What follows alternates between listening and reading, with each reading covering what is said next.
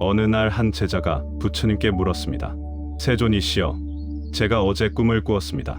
제가 내 발로 기어다니고 있었습니다. 깨어나니 온몸이 식은땀으로 젖어 있었습니다. 이것이 무슨 징조입니까?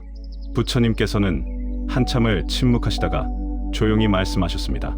그것은 꿈이 아니라 경고다. 너의 마음이 너에게 보내는 신호이니라. 그 자리에 있던 모든 제자들이 놀라 부처님께 여쭈었습니다. 세존이시여, 사람이 정말로 짐승이 될 수 있습니까? 부처님은 고개를 끄덕이셨습니다. 그렇다. 사람의 몸을 받고도 짐승의 마음을 쓰면 다음 생에는 반드시 짐승의 몸을 받느니라. 오늘 저는 여러분께 부처님께서 직접 말씀하신 다음 생에 짐승으로 떨어지는 사람들의 공통점을 전해드리려 합니다. 이 말씀은 2500년 전 부처님의 가르침이지만 지금 이 순간 우리의 모습을 비추는 거울입니다. 혹시 여러분은 이런 생각을 해보신 적 있으십니까? 왜 어떤 사람은 인간답지 않게 행동할까? 왜 나이가 들수록 점점 더 고집불통이 되어갈까? 왜 가족들이 나를 피하게 될까? 부처님은 말씀하셨습니다. 그것은 이미 그 사람의 마음이 짐승의 세계로 기울어지고 있기 때문이라고. 대반열반경에 이런 구절이 있습니다. 업은 물과 같아서 높은 곳에서 낮은 곳으로 흔다. 선업을 지으면 위로 올라가고 악업을 지으면 아래로 떨어진다. 그렇다면 가장 낮은 곳은 어디일까요? 부처님은 세 가지 악도를 말씀하셨습니다. 지옥도, 아귀도, 축생도입니다. 그 중에서도 축생도는 특별히 무섭습니다. 왜냐하면 지옥처럼 극심한 고통은 아니지만 가장 긴 시간을 보내야 하기 때문입니다. 어느 날 아난존자가 부처님께 여쭈었습니다. 세존이시여, 축생도에 떨어지면 얼마나 그곳에 머물게 됩니까? 부처님께서 대답하셨습니다. 아나나, 개미 한 마리가 사람이 되려면 몇 생을 거쳐야 하는지 아느냐? 백천만 생이 지나도 어려우니라. 짐승의 몸을 받으면 그 업이 닿을 때까지 수없이 짐승으로 태어난다. 제자들이 두려워 떨었습니다. 그렇다면 어떻게 해야 짐승으로 떨어지지 않습니까? 부처님은 말씀하셨습니다. 먼저 짐승으로 떨어지는 사람들의 모습을 알아야 한다. 그들에게는 5가지 뚜렷한 표시가 있느니라. 바로 이 5가지가 오늘 제가 여러분께 전해드릴 내용입니다. 화엄경에 이런 말씀이 있습니다. 사람이 생각 없이 살면 짐승과 무엇이 다른가? 부처님께서는 첫 번째 징조로 이것을 말씀하셨습니다. 본능만 따르는 삶, 무슨 뜻일까요? 배고프면 먹고, 졸리면 자고, 화나면 소리 지르고, 욕심나면 빼앗는 삶입니다. 이것은 짐승들이 사는 방식과 똑같습니다. 어느 날 한 부자가 부처님을 찾아왔습니다.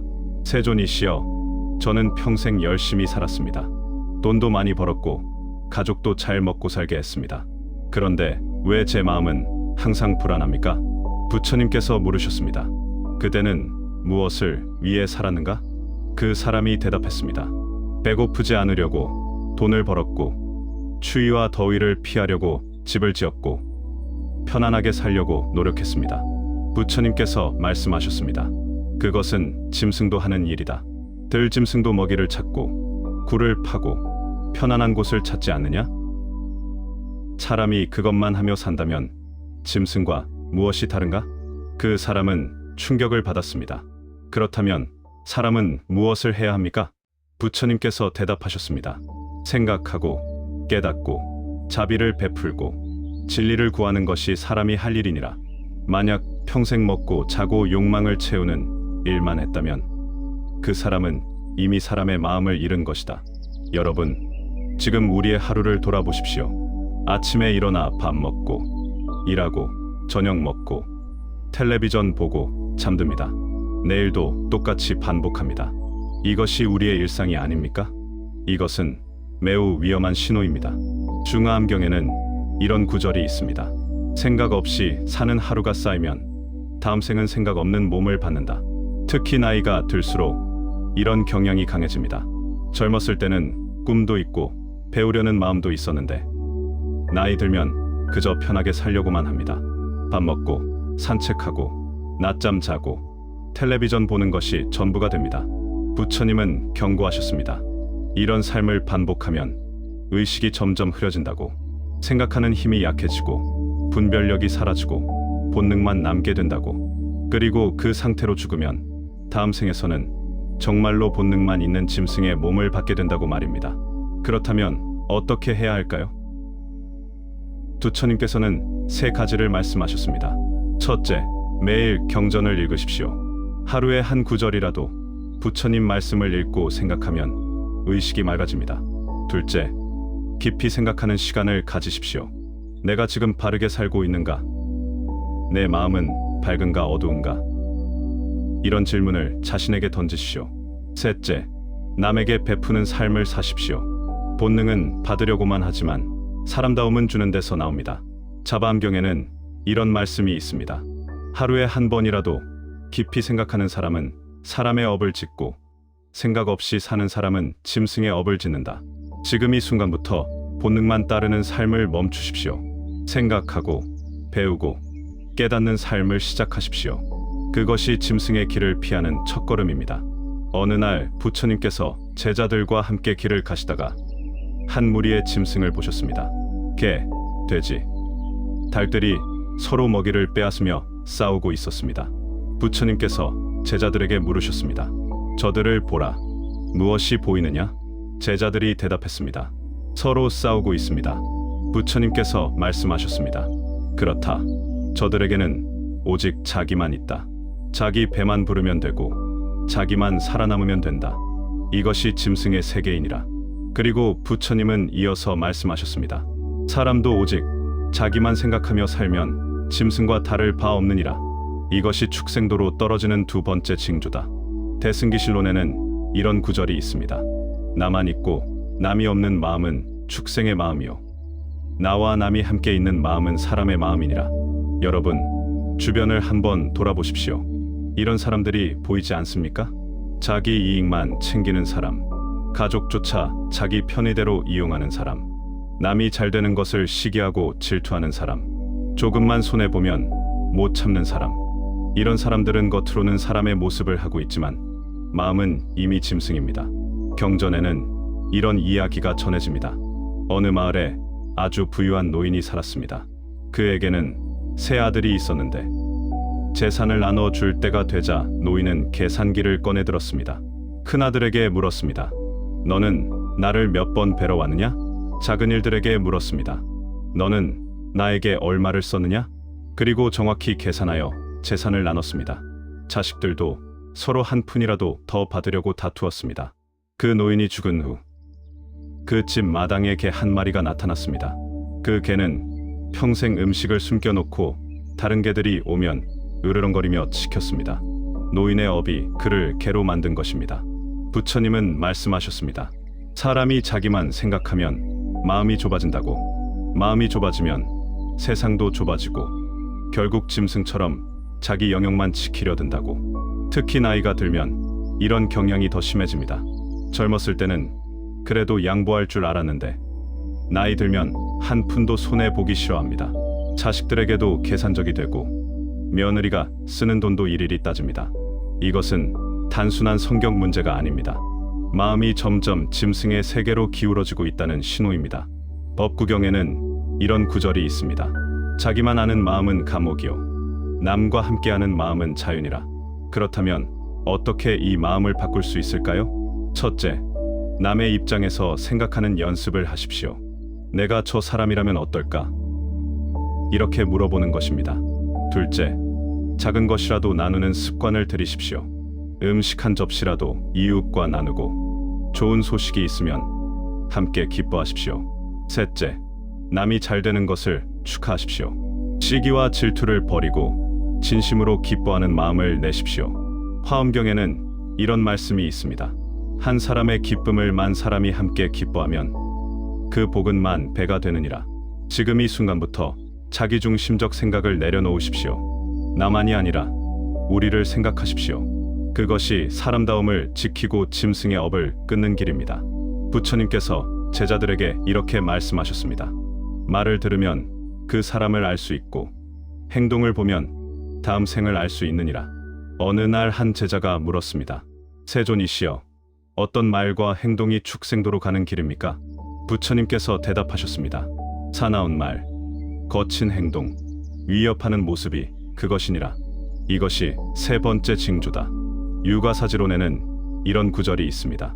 입에서 독이 나오는 자는 다음 생에 독을 가진 짐승이 되고, 손에서 폭력이 나오는 자는 발톱과 이빨을 가진 짐승이 되느니라. 여러분, 우리 주변을 보십시오. 이런 사람들이 있지 않습니까? 조금만 마음에 안 들면 소리부터 지르는 사람, 물건을 집어던지고 문을 쾅 닫는 사람, 말로 사람을 짓밟고 상처 주는 사람, 힘으로 억누르려 하는 사람. 이런 사람들을 보면 이미 사람 같지 않습니다. 마치 야수 같습니다. 눈에는 살기가 서려 있고 목소리는 으르렁거리는 것 같고 온몸에서 이협이 느껴집니다. 부처님은 말씀하셨습니다. 이런 모습이 습관이 되면 다음 생의 몸이 그 모습을 닮게 된다고. 경전에는 이런 이야기가 있습니다. 어느 마을에 힘이 센 장사가 살았습니다. 그는 자신의 힘을 믿고 마을 사람들을 괴롭혔습니다. 마음에 안 드는 사람이 있으면 주먹으로 때렸고 말로 위협했습니다. 어느 날 그가 길을 가다가 더 큰 장사를 만났습니다. 둘이 싸웠는데 그만 그 자리에서 죽고 말았습니다. 그의 영혼이 떠돌다가 산속 호랑이의 몸으로 들어갔습니다. 그는 호랑이가 되어서도 여전히 사나웠습니다. 마을로 내려와 사람을 해치고 가축을 물어뜯었습니다. 마침내 사냥꾼의 화살에 맞아 죽었습니다. 하지만 그의 업은 끝나지 않았습니다. 다시 늑대로, 그 다음엔 독사로 태어났습니다. 수백 생을 그렇게 사나운 짐승으로 떠돌아야 했습니다. 평생 힘으로 남을 억누른 업보였습니다. 부처님은 말씀하셨습니다. 폭력은 폭력을 부르고 그 업은 끝없이 이어진다고. 한 번 주먹을 휘두르면 다음 생에서 100번 물어뜯게 되고, 한 번 독한 말을 하면 다음 생에서 1000번 독을 뿜게 된다고. 특히 나이가 들면 참을성이 줄어듭니다. 젊었을 때는 그래도 꾹꾹 참았는데 나이 들면 조금만 화나도 소리부터 지릅니다. 가족들에게 함부로 말하고 물건을 집어던지고 자식들을 위협합니다. 더 무서운 것은 말의 폭력입니다. 주먹은 한 번 때리면 끝이지만 말은 평생 상처로 남습니다. 저주하는 말, 모욕하는 말, 비난하는 말은 칼보다 깊은 상처를 남깁니다. 십선업도경에는 이런 구절이 있습니다. 거친 말 한마디는 1000개의 칼이요, 부드러운 말 한마디는 1000개의 꽃이니라. 그렇다면 어떻게 이 습관을 고쳐야 할까요? 첫째, 화가 날 때 즉시 멈추는 연습을 하십시오. 말하기 전에 3번 숨을 쉬십시오. 그것만으로도 큰 실수를 막을 수 있습니다. 둘째, 부드러운 말을 연습하십시오. 아침에 일어나 거울을 보며 부드러운 얼굴을 만들어 보십시오. 목소리를 낮추고 천천히 말하는 연습을 하십시오. 셋째, 폭력적인 생각 자체를 버리십시오. 남을 이기려는 마음, 억누르려는 마음, 해치려는 마음을 내려놓으십시오. 금강경에는 이런 말씀이 있습니다. 부드러운 마음을 내면 온 세상이 부드러워지고 사나운 마음을 내면 온 세상이 사나워지느니라. 지금 이 순간부터 폭력적인 말과 행동을 멈추십시오. 그것이 야수의 업을 끊고 사람다움을 지키는 길입니다. 부처님께서 제자들과 함께 어느 집을 방문하셨습니다. 그 집은 겉으로는 크고 화려했지만 안은 지저분했습니다. 옷가지가 여기저기 널려 있고 음식, 찌꺼기가 그대로 있고 악취가 났습니다. 부처님께서 제자들에게 말씀하셨습니다. 이 집 주인의 마음을 보라. 마음이 어지러우면 집도 어지럽고 마음이 흐려지면 몸도 더러워지느니라. 그리고 이어서 말씀하셨습니다. 사람이 청결과 질서를 잃어가면 짐승의 세계로 가까워진다. 이것이 네 번째 징조니라. 청정도론에는 이런 구절이 있습니다. 짐승은 자신의 더러움을 알지 못하고 사람은 자신의 청결함으로 짐승과 구별되느니라. 무슨 뜻일까요? 짐승들을 보십시오. 개는 더러운 것을 핥고 돼지는 진흙 속에서 뒹굴고 쥐는 쓰레기 속에서 살아도 개의치 않습니다. 그들에게는 깨끗함과 더러움의 구분이 없습니다. 하지만 사람은 다릅니다. 사람은 씻고 빨고 정돈하고 깨끗함을 유지하려 합니다. 이것이 사람다움의 표시입니다. 그런데 만약 사람이 이런 것들을 잃어간다면 부처님은 그것이 매우 위험한 신호라고 하셨습니다. 경전에는 이런 이야기가 있습니다. 어느 도시에 큰 부자가 살았습니다. 젊었을 때는 깨끗하고 단정했습니다. 하지만 나이가 들면서 점점 게을러졌습니다. 목욕을 거르기 시작했고 옷을 대충 입었고 방을 정리하지 않았습니다. 더 시간이 지나자 머리는 헝클어지고 옷에서는 냄새가 나고 집은 쓰레기장 같았습니다. 가족들이 말렸지만 듣지 않았습니다. 그냥 편한 게 좋다고 했습니다. 사람들이 피하기 시작했습니다. 그가 죽은 후 그 집 구석에서 큰 쥐 한 마리가 나타났습니다. 그 쥐는 쓰레기 더미를 뒤지며 살았습니다.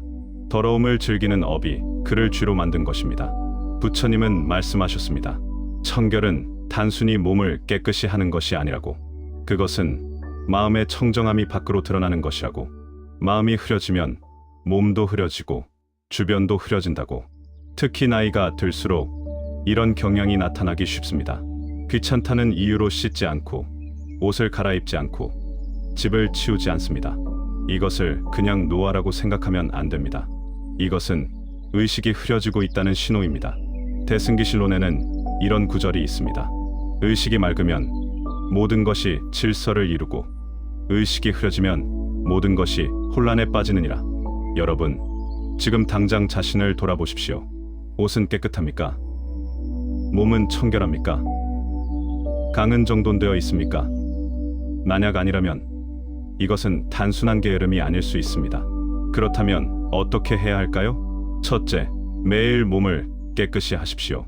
아침에 일어나 세수하고 저녁에 목욕하고 옷을 갈아입으십시오. 이것은 단순한 습관이 아니라 수행입니다. 둘째, 주변을 정돈하십시오. 하루에 한 번이라도 방을 치우고 물건을 제자리에 놓으십시오. 질서는 마음의 청정함에서 나옵니다. 셋째, 음식을 깨끗이 드십시오. 아무거나 대충 먹지 말고 정갈하게 차려서 천천히 먹으십시오. 먹는 것도 수행입니다. 승가율에는 이런 구절이 있습니다. 몸을 청결히 하는 것은 계율의 시작이요 마음을 청정히 하는 것은 깨달음의 시작이니라. 지금 이 순간부터 청결과 질서를 회복하십시오. 그것이 짐승의 업을 끊고 사람의 품격을 지키는 길입니다. 부처님께서 어느 날 한 노인을 만나셨습니다. 그 노인은 부처님께 불평했습니다. 세존이시여, 저는 이미 배울 것을 다 배웠습니다. 이제는 그냥 편하게 살고 싶습니다. 부처님께서 물으셨습니다. 그대는 진리를 깨달았는가? 노인이 대답했습니다. 그런 어려운 것까지 알 필요가 있습니까? 그냥 먹고 사는 것만 알면 되지 않습니까? 부처님께서 고개를 저으시며 말씀하셨습니다.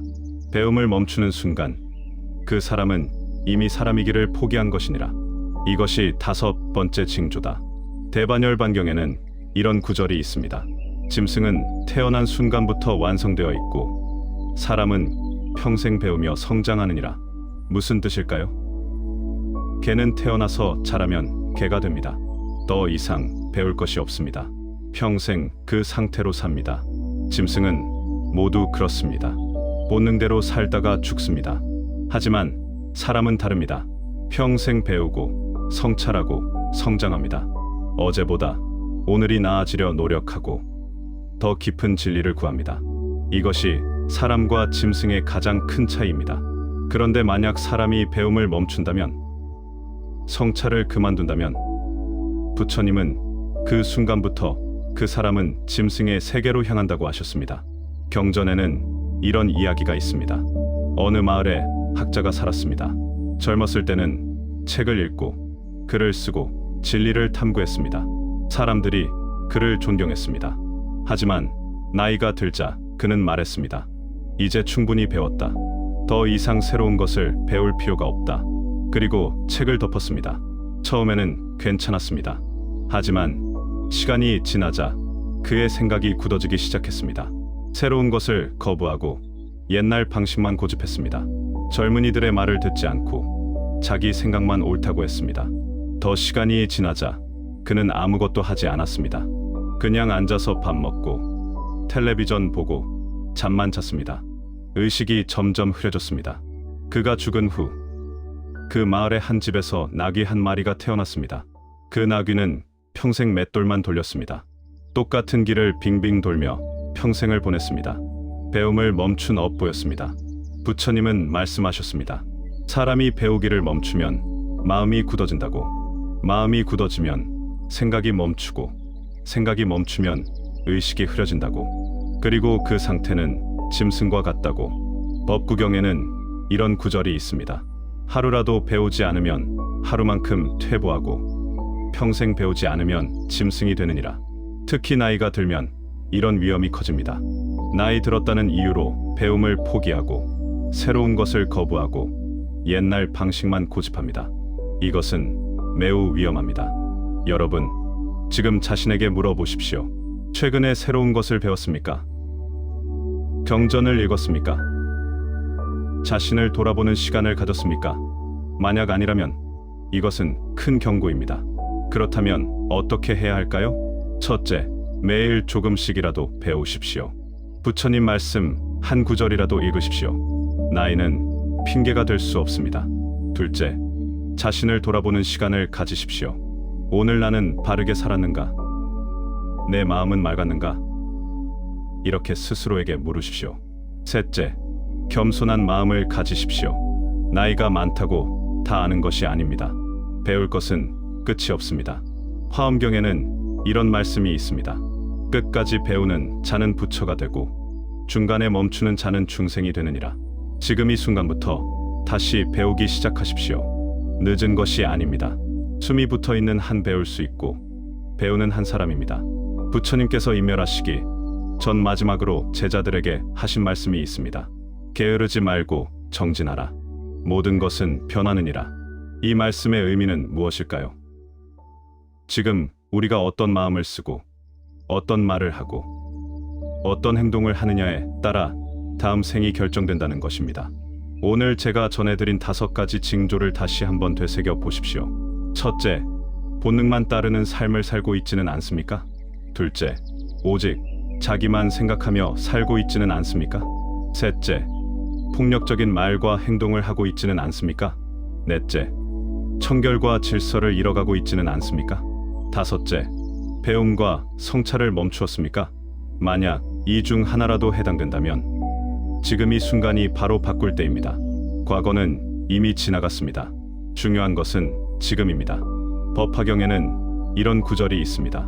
한 생각을 바꾸면 100가지 업이 바뀌고 한 행동을 바꾸면 1000가지 과보가 바뀌느니라. 지금 이 순간부터 이렇게 사십시오. 생각하며 사십시오. 본능이 아니라 지혜로 사십시오. 함께 사십시오. 나만이 아니라 우리를 생각하십시오. 부드럽게 사십시오. 폭력이 아니라 자비로 사십시오. 깨끗이 사십시오. 몸과 마음과 주변을 청정히 하십시오. 배우며 사십시오. 끝까지 성장하고 깨달으십시오. 부처님은 말씀하셨습니다. 이렇게 사는 사람은 설령 과거에 무거운 악업이 있어도 다음 생이 밝아진다고. 짐승의 문은 닫히고 인간과 천상의 문이 열린다고. 여러분, 늦지 않았습니다. 지금 시작하면 됩니다. 하루하루 작은 실천을 쌓으십시오. 그 작은 실천들이 모여 다음 생의 씨앗이 됩니다. 오늘 말씀이 여러분의 마음에 작은 울림이라도 남았다면 감사하겠습니다. 이 말씀이 여러분의 다음 생을 밝히는 등불이 되기를 간절히 기원합니다. 구독과 좋아요로 이 가르침이 더 많은 분들께 전해지길 바랍니다. 여러분 모두에게 부처님의 자비가 함께 하시길 기원합니다.